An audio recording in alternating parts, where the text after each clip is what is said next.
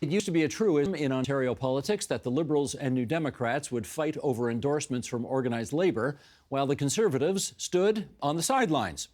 Those days are gone. The Ontario election campaign is just 1 week old, and Doug Ford's Tories have already received several union endorsements. Not only that, Ford kicked off his campaign in Windsor, which had previously never been Tory territory. What's going on here? Let's find out from J.P. Hornick, president of OPSU, the 180,000-person strong Ontario Public Service Employees Union. Karen Brown, president of ETFO, the 83,000-person strong Elementary Teachers Federation of Ontario. Victoria Mancinelli, director of communications at LiUNA, the 80,000-person strong Laborers International Union of North America. And Jeff Gray, Queen's Park reporter for the 1,000-person strong Globe and Mail, Canada's national newspaper. And it's great to have everybody around our table tonight for, I think, a pretty timely discussion about what's going on out there in the world of organized labor. Victoria, I want to start with you. Your union endorsed Doug Ford. We did, again. How come? Well, we feel that this government has really stepped up for our workers. We have never in the history of Ontario seen this level of dedication and commitment to advancing skilled trades and apprenticeship pathways like we have with the Doug Ford government, and building those collaborative efforts with the Minister of Labour as well. So we now have 120,000 members across Ontario, predominantly in the construction sector, and they have seen great benefits of investing in their potential, investing in their futures, and investing in their careers. JP, have you made a decision at your union to endorse one of the parties in this election? We don't have an affiliation with any of the parties, but we do have a policy where we endorse NDP candidates. What I will say, though, to Victoria's point about the endorsement of LiUNA or construction unions, what we're seeing is actually sort of, individual endorsements of Doug Ford and the Tories, and that is noteworthy only because it's so rare. Most of the unions actually don't endorse the Conservatives, and, I think we'll have a discussion later on, hopefully, about his record versus what he says. That's what we're here for. Yeah. Okay, but you don't, as a union, intend to endorse anybody? We're not in the business of endorsements, but we are actually supporting NDP candidates across the province. Okay. How about for you, Karen? Do you intend to endorse one of the political parties during this campaign? We're not going to be doing that. I mean, in the past, we have endorsed a particular party, but our members want us to kind of lead them in the direction in regards to the party's track records. Our locals, however, are going to be looking at candidates in their writing, providing endorsements, and we're going to perhaps amplify those endorsements. So it's not a blanket, it's who's serving in communities and whose platforms best provide the quality public education our members are looking for. Are there any circumstances under which you would consider endorsing the Progressive Conservatives in this campaign? From what we've heard from our members, resoundingly, they have failed in public education under their 6 years of leadership. Our members have suffered with larger class sizes, increased violence, the constant underfunding, and we'll get into that more. But right now, our members are saying they're not a government that has prioritized public education.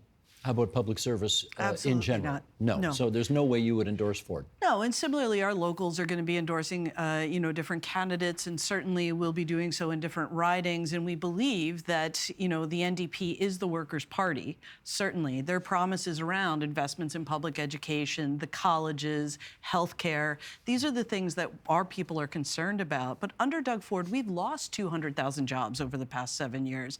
Our GDP peaked in 2017 and hasn't recovered since. We're looking at historic and chronic underfunding of every public service. And I think worse than that, Steve, we're looking at a deliberate effort to starve the public services to pave the way for privatization. So we're seeing an expansiveness of privatization or an expanding of privatization at the very time that we need direct investments in those services that will actually provide for construction workers, that will provide for the future of Ontario. Here's where I need a good analyst to come in here and point out that Karen and JP represent public service unions. Victoria represents a private sector union. That's not a coincidence, I presume. Yeah, I mean, I think the PCs have made they've really made a transformation. They have made this appeal. I dismissed it at first, actually, as sort of showmanship, but they did a bunch of things behind the scenes and in front of the cameras, particularly with the former Labour Minister, Lonnie McNaughton, who we were talking about before. And they have appealed to, I think it goes beyond just things to appeal to unions or union leadership in the construction trades. And I mean, we've now seen a couple of Unifor locals, auto workers, auto parts workers endorse the governing party as well. It actually also is part of Doug Ford's brand, really, to appeal what to. is? So I think it goes beyond. It goes beyond appealing to union. If you ask them, have you made it easier to join a union? Have you made unions more powerful? The answer, of course, is no. But they've done other smaller things that have appealed to union leaders, but have also allowed them to present themselves as on the side of, many laborers, workers, construction workers, many of whom are not unionized too, right? People who, the working class is what we used to. The term we used to use, that has been part of their appeal, and it's been deliberate and it's been strategic, and look at the poll numbers. It seems to be working. Can you just tell us, Victoria, how you came to endorse Ford and you did in the last election too, right? And this one. Yes. How did that happen? So Leon is not beholden to any party. We will always work with candidates, premiers, parties across all different party lines if they're willing to show up and work for our members. We represent members not only in the construction industry, but also in the industrial sector as well. And so there's a split there between the NDP and Conservatives. But when we are working with the government, we want them to show up day in, day out, the same way our members show up day in, day out to build the province. We have seen a historic investment in skilled trades. We have $200 billion being invested in infrastructure, matched by $2.5 billion in skilled trades. We've never seen that level of investment in Ontario in skilled trades and apprenticeship pathways. So when we're working with the government, we want to prioritize policy that, of course, impacts our members and their families and is investing in their jobs, and that's the Doug Ford government. I'm just trying to think, though, how this do they approach you and say, we'd love your endorsement, or do you call them and say, we want to? How does it work? No, it's relationship building. It has to be proven. Nothing's ever going to be handed out on either side. We have to gain trust, and it has to be a genuine collaboration. And a lot of that stemmed from the former Minister of Labour, which is Monty McNaughton. There was a lot of learning and building that had to come from him when he was our Labour Minister, and he really paved a really strong foundation where we saw workers and unions leaving the left and moving toward the Ford government. I'll just jump in there, Please. because that's really some of my concern, because education, we were trying to reach out to the former Minister for Education to establish those relationships, to talk about the issues in public education as a key stakeholder, and they refused to meet with us. We never had an opportunity. Stephen Lecce? Stephen Lecce. I met with him a week before he changed position, and so they had how many years in office to actually address our concerns, and they didn't. We were open. We have been stakeholders in education for decades. EDFO has been a leader in education, and we know what the issues are in regards to class size. We know about the long wait list for special education, the children that are suffering. We know about the mental health crisis. We know about the teacher shortage that's happening now. We know that there's 40,000 people in the province of Ontario that have a teaching certificate that are not teaching because of the undesirable working conditions. This government, we saw $1,500 less per pupil funding since 1998. So Is that in absolute terms or after inflation? After inflation, with inflation put into the mix. And so we don't see that willingness, and they shouldn't be just cherry picking who they're meeting with. We are key stakeholders. Public education is the foundation. We're working with the children of your workers who are going to eventually go into the skilled trades. So we need to work on the foundations, and we're saying this government has failed in that opportunity. Jeff. And you're seeing it right there. So the government did this outreach to these private sector unions, construction unions, but it also at the same time did a whole bunch of things that were really got up people's noses on the public sector union side in particular. Although at one point he got everybody upset. we remember go that through day some when- of that. So I mean, they limited public sector wage increases to 1% across the board, even in the face of what came later, which was a pandemic, and we were losing nurses and everything. And then they tried to use the notwithstanding clause in the Constitution to force a contract on an education union and deny them the right to strike. So that got the whole labor movement upset, and eventually government backed down on that. Actually, not eventually, fairly quickly, the government backed down on There was that. what, like 15 or 20 union leaders at one single press conference all saying, Premier, Yeah. you've overreached. So you have had this sort of two-faced kind of approach to it, haven't you? You've had, JP, can I just get your view on what you think when you, and it's happened with some degree of regularity, even though we're only a week into the campaign so far, when you see the Premier with unionized workers, often in the backdrop, getting the endorsement going? Well, listen, there's a couple of things on that. And one, I'm not going to, fault any union for wanting to protect their workers or their industry. I think that is, absolutely something that unions are supposed to do. What we're all tasked with is to protect our members, but to also contribute to the Ontario economy. So I understand where they're coming from. But I would also say that we're being sold a bill of goods. This guy is, he's equivalent in the States, we would say, I've got a bridge I can sell you. Up here, it's a tunnel under the 401, right? Because when you're listening to his rhetoric, it's one thing. But I was raised on the notion that you don't just listen to what someone says, you watch what they do. And when I look at what Doug Ford is doing, his rhetoric is great for some workers, 90% of whom are men. Right? We used to just call that sexism or misogyny. But when you look at the public service, when you look at healthcare, when you look at education, when you look at housing starts, he is failing on every single promise that he is making, except putting beer in corner stores, right? We look at the Ontario Science Centre. He shuts out within a day. He's setting us back at least a decade on science education, particularly in poorer communities.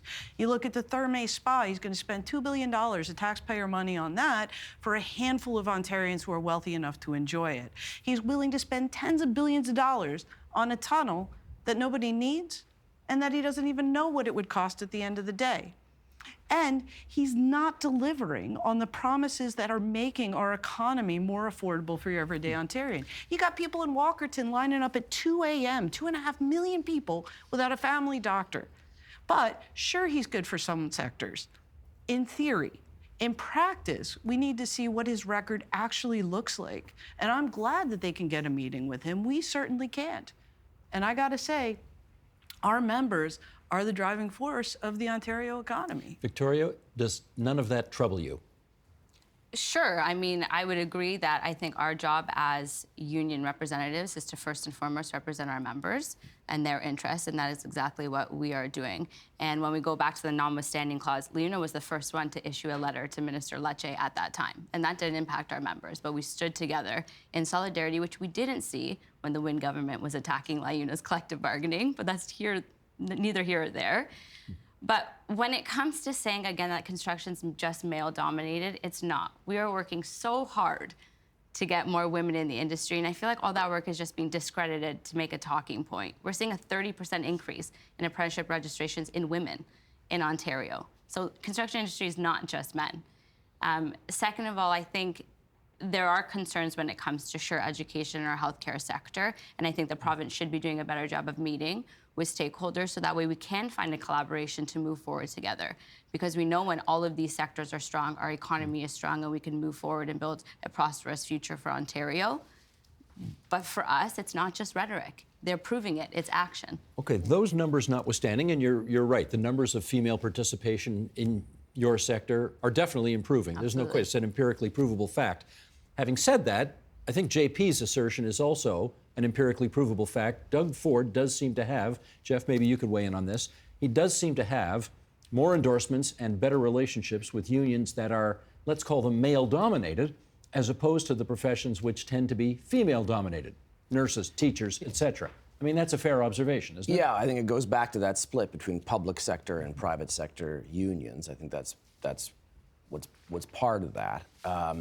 And to your point, I mean, there are more women in the trades, and the government actually has been trying to help with that. One of the little things they did a bunch of little things. They did some bigger things. Little things like rules around you have to have clean washrooms, on work sites. These things seem like no-brainers, but they actually seem to have made a difference, and people appreciate that. Also, the minimum wage, another thing that the government has actually indexed the minimum wage to inflation. So you definitely have that split between the two sides of the union movement, both between themselves and with the way the government has been responding to them. But Karen, are you prepared to go as far as JP and say that this government is demonstrating under Ford's leadership a misogyny in the way that it's differentiating between how it treats unions? Well, when you look at education unions, or at least ETFO is 80% women. When we look at the healthcare sector, which is predominantly women, and when a premier says we should, for his education, stick to our knitting, I think that is a bit of misogyny in regards to that. Stay in our lane and stick to knitting. It's an insult to our professionalism. It's an insult to the work that we do as educators. And our issues are not at the forefront, and we're not getting the attention that we do need. And we are the caretakers, in a sense, of the children that are in our classrooms who are going to be the future of Ontario. And so the investments that this government should be making in early childhood education, as I said, we have over 27,000 children, according to the People for Education, who are on the wait list for autism services and other services. And so that's a failure of this particular government. What are they doing? We know that the level of violence continues to escalate in schools. What are they doing about that? And so we're seeing a rise in class sizes. Parents are putting their children in alternative programs outside of public education because the resources and the funding is not there. The wait list is not there. People are suffering. And it's important that we see those investments in public education. And this government has not been committed to it. It's been committed to other things, but we're also saying we need a government that's committed to good public services.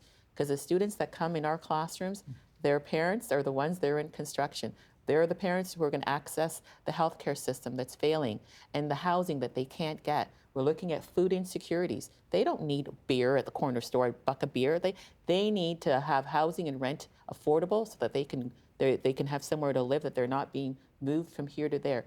In the classroom, our members are seeing the day-to-day impacts, and this government has failed to address those concerns that impact every Ontarian, not just a few. Victoria, what's your take on the suggestion that the Ford government has demonstrated a kind of misogyny in the way that it prefers unions that are male-dominated versus those that are female-dominated? I disagree. I can't speak for the public sector. I can only speak for ours, but I would disagree because I've seen a level of dedication to working to advance women in skilled trades, and that is what I'm going to judge them on. Once upon a time, I think it's fair to say, many construction workers would have been very comfortable voting NDP. They did back in the day. Not so much anymore. What are you not hearing from the NDP that you perhaps might have heard once upon a time that's not allowing you to feel more comfortable endorsing them? I think we're stuck in this ideologue kind of way of thinking when it comes to the NDP being the workers' party, not allowing that to transition and kind of open the doors to working with other parties as well. You know, a union endorsing a conservative shouldn't be this big cause for concern or nefarious or anything that's going on online on social media if you read some of the comments. It's working with parties and candidates that work on behalf of your members. Leona was never a big proponent of the NDP. We've found that a lot of the times they're anti-development, which hurts our members, anti-infrastructure, we're still seeing it today, anti-investing in our workers. Anytime the Ford government makes an announcement regarding skilled trades, it's corruption, it's rich buddies. Those are our members. Those are our members that show up every day. So it's not that they've left the NDP, they strongly feel that the NDP have left them. JP, can you comment on that? Yeah, I mean, I think it's a fair comment to say that many of the political parties have lost their ability to connect with the working class and with the workers' movement. You know, my role as an elected union leader, while it's to represent my members, I feel like we're participating in something much larger, which is trying to build that solidarity, to engage in these types of conversations. Huge fan of clean washrooms.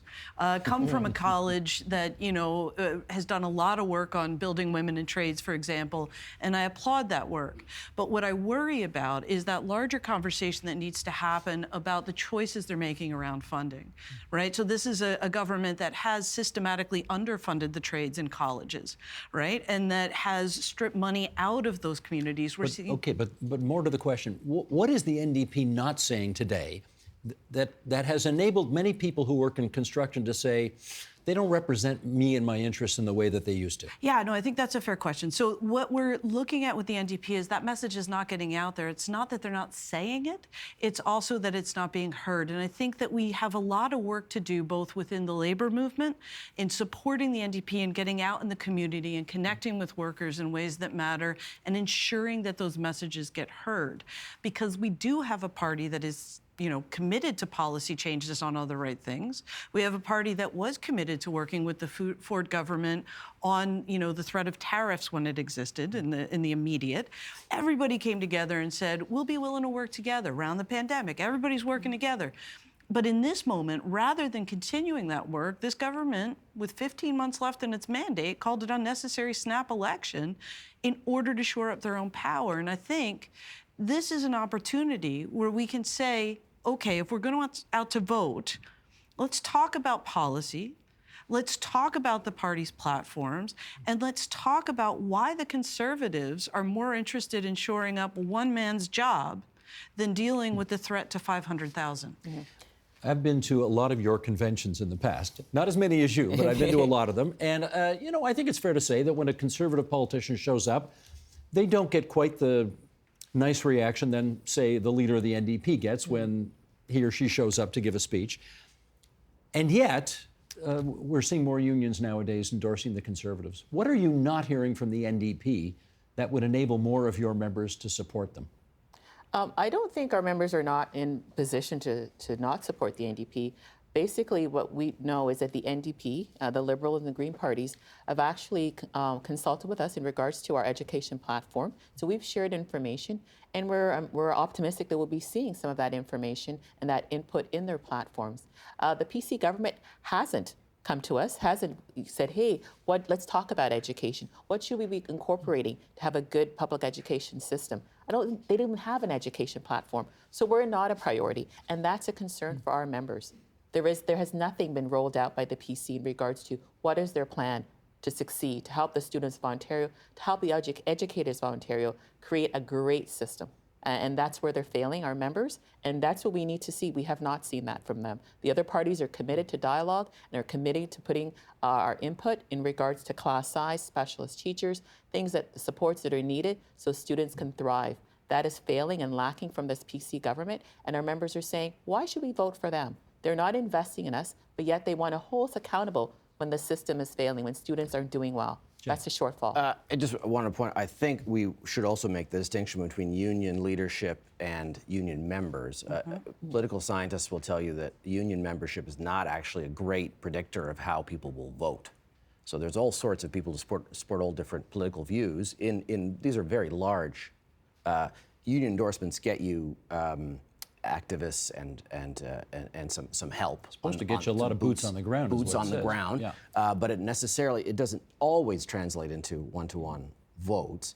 The other thing, of course, that has happened in Ontario is when we talk about the NDP, you have to talk about Bob Rae and the social contract and the detachment of the labor movement in many cases from a formal automatic link to the NDP because of that rupture. I should just say, you're not old enough to remember it. Well, I was just going to say that was 35 years ago, and for our younger viewers who don't know what that's all about, when the NDP were in power from 1990 to 95, they brought in what they called the social contract, which forced people who had collective agreements to, it allowed the government to unilaterally open those collective agreements and, I guess, deny people, what was it, 10 days or something like that? Make them work. The Rae days. Rae days. They were frozen. But the idea was to save tens of thousands of people from having to be laid off in the face of the worst recession since the Great Depression. So that was the social contract. And are we saying that the NDP still has a problem with organized labor 35 years later because of that? Well, I think, and of course I would defer to all the union leaders you have here, rather than the journalist, the mere reporter here. But what you did see, I think, over the ensuing decades is a sort of more transactional approach to politics on the part of many labor unions. So what can you do for me? And often what you can do for me was an answer. The NDP had that answer. But as we've seen in the current situation, that's not always the case. Can I ask you, are public servants still mad at the NDP for the social contract of 35 years ago? Oh yeah, I mean it's a wound that still rubs raw. There's some that are, but I would say that, frankly, the big lesson that we should take away from that is that it's not ever about E-Day. It's not about the election. It's about everything that happens afterward. No matter what government is elected, if there's anything we learned from that moment, is that we have to remain in solidarity. We have to remain in conversation, and we have to pressure whatever politician of whatever stripe is in power to do the right thing for workers. So what I think happened there was why you see the PCs being able to make the inroads that they have. I wouldn't say the entire private sector is on board, though. If you look at the press conference for the OFL had a week ago, we had 30 union leaders out there from private, public, and trades. Now, that said, you know, as Jeff pointed out, it's the locals that are doing these endorsements. It's not, you know, broad-scale unions outside of the union necessarily. And so what we're looking at here is the workers on the ground are looking for something else. And it is our job, whether we're union leaders or politicians, to figure out how to reach those folks, develop policy and consultation. Our experience is the same as Karen's. This government has not reached out to have a conversation, even though we are their largest group of employees. Well, just to amplify what you were just saying, yes, Unifor, which was, Unifor is the creation, remind me here, of what unions in the past that all came together? It was the Canadian Auto Workers. And CEP, And Canadian electrical and Communication and Energy Professionals. Right. Yeah. So they came together, created Unifor, and a local of Unifor endorsed Doug Ford, well, at some point this past week. And we just want to say, in the interest of full disclosure, the people taking our pictures right now are represented by Unifor. Jeff is represented by Unifor as well. The public sector unions almost uniformly are against Ford, with one significant exception this past week. And that took place in Etobicoke North, which is Doug Ford's riding, and we've got a clip of that. Sheldon Osmond, our director, if you would, let's hear from the firefighters and the Premier. Roll it. I'm honored to have the endorsement of the Ontario Professional Firefighter Association, their first endorsement in nearly 15 years, and their first endorsement ever of our PC team. Thank you from the bottom of my heart. I appreciate it. That's a public sector union endorsing the Conservatives. What do you make of it? Can I just say two things about that? Sure. Okay, I represent the wildland firefighters in Ontario, and they would not make that endorsement. So because Doug Ford has systematically not negotiated in good faith with them and given them what they need. But I would also say the clip that you didn't play out of that was where he also endorsed Donald Trump and wished he, you know, was hoping that he would be president right out of the gate. I think that commercial's had a lot of play in the last couple of days. You know, it's worth saying again that this is a guy that when the mic is on is saying one thing, and when he thinks the mic is off is back there saying another. And this is what I mean. Watch what he does, not what he says. So we'll see what happens with those firefighters. That's great, the professional firefighters. You're talking about one small group. When you're talking about Unifor, you're not talking about Unifor as a union. You're talking about individual locals. And one of the beautiful parts of unions is that we are democracies, which means that our locals often have an autonomy, that they're able to say things that we would not say as a union in its entirety.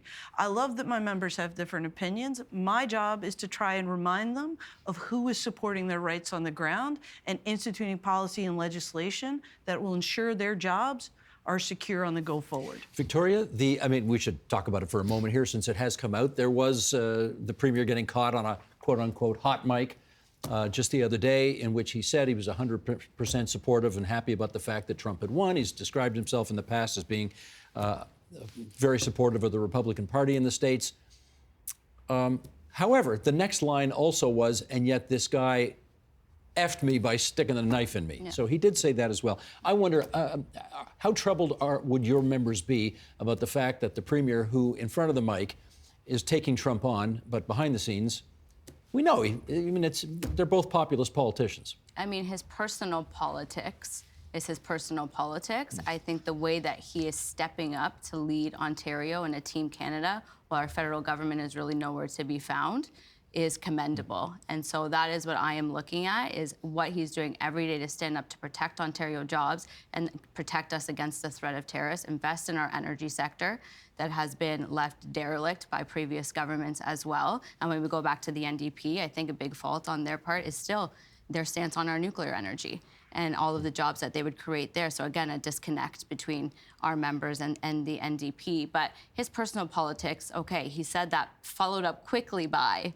and he stabbed me in the back. And that's what I think is missing, right? They like that hot mic moment, but I'm going to be judging the Premier on what he's willing to do to step up for Ontario against Trump. Jeff, is the Just, hot well, mic thing? the Go hot ahead. mic thing. 2 points. One is, I mean, this gets a bit away from the union issue, but the fact that the Premier of Ontario, who has taken on this Captain Canada kind of mantle, fighting so vigorously against the threat of tariffs and all the stuff he said about the president, that as recently as this fall, when the president won the election, the Premier was still a fan of Donald Trump, even though we know so much about Donald Trump. January 6th, the criminal convictions, the threat of this kind of thing, the tariffs, was already on the table. So so let's put that in a box for a minute. The point that was kind of creeping into my brain there while everyone else was talking was when you mentioned Trump. Look at the United States and look at the unions, the large unions in the United States that had members that were supporting Trump, but the leadership was caught kind of between wanting to endorse Harris or didn't endorse as strongly as they might have. The leadership wanted to endorse the Democrats, but the members were for Trump. Right. You have that dynamic happening. When you mentioned Trump, that's immediately what came into my mind.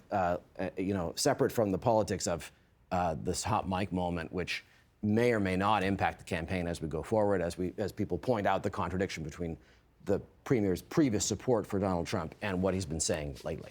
We got a few minutes left here. Let me put one more item on the table, and that is, we've had this conversation. Certainly the last American presidential election was overwhelmingly focused on issues of diversity, equity, and inclusion. It became a huge issue in the campaign, and quite a disconnect between, for example, much of the leadership of the Democratic Party and then what you might call ordinary Americans who, for a bunch of different reasons, are not enamored with the policy. Is that playing out, Karen, up here in the union movement? First of all, I want to go back a bit before I answer that. I'm actually disappointed that the Premier would be outwardly supporting Trump, and that's the kind of leadership that he thinks that Ontarians want. Well, he wasn't outwardly supporting him. He was privately supporting him. Privately, but he got caught supporting him. Caught supporting him. That's the kind of leadership that Ontarians would even want to see aspired. We pride ourselves on equity and diversity. When members of designated groups, when our members of our LGBTQ community basically can't enter the United States if you identify on your passport with an X. There are some things that we value as Ontarians that we would hope that our Premier would privately or publicly be supporting. As educators, we try to create safe and inclusive schools and environments for our students to thrive in.